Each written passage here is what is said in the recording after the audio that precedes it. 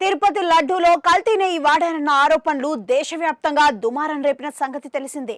ప్రపంచవ్యాప్తంగా ఉన్న కోట్లాది మంది హిందువుల మనోభావాలు దెబ్బతినేలా గత ప్రభుత్వం లడ్డూ తయారీలో కల్తీ నెయ్యి వాడిందని ప్రస్తుత ఎన్డీఏ ప్రభుత్వం ఆరోపించింది.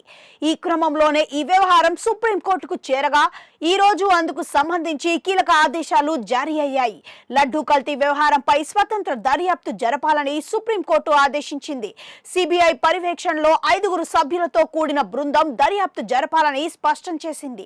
సిబిఐ నుంచి 2 అధికారులు, రాష్ట్ర ప్రభుత్వం నుంచి 2 అధికారులు, ఎఫ్ఎస్ఎస్ఏఐ నుంచి ఇంకొక అధికారి, ఇలా మొత్తం 5 సభ్యులతో దర్యాప్తు బృందం ఏర్పాటు చేయాలని సుప్రీంకోర్టు ఆదేశించింది. సిబిఐ డైరెక్టర్ నామినేట్ చేసిన 2 అధికారులు, ఏపీ పోలీసుల శాఖ నుంచి 2 సీనియర్ అధికారులు, ఫుడ్ సేఫ్టీ విభాగం నుంచి ఒక మోస్ట్ సీనియర్ ఆఫీసర్ ఉండాలని దేశపు అత్యున్నత ధర్మాసనం ఆదేశాలు జారీ చేసింది.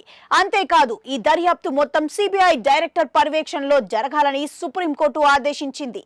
ఇక రాజకీయ ప్రేరేపణలకు, పొలిటికల్ డ్రామాలకు ఈ వ్యవహారంలో అవకాశం ఉండకూడదని సుప్రీంకోర్టు ఘాటుగా వ్యాఖ్యానించింది.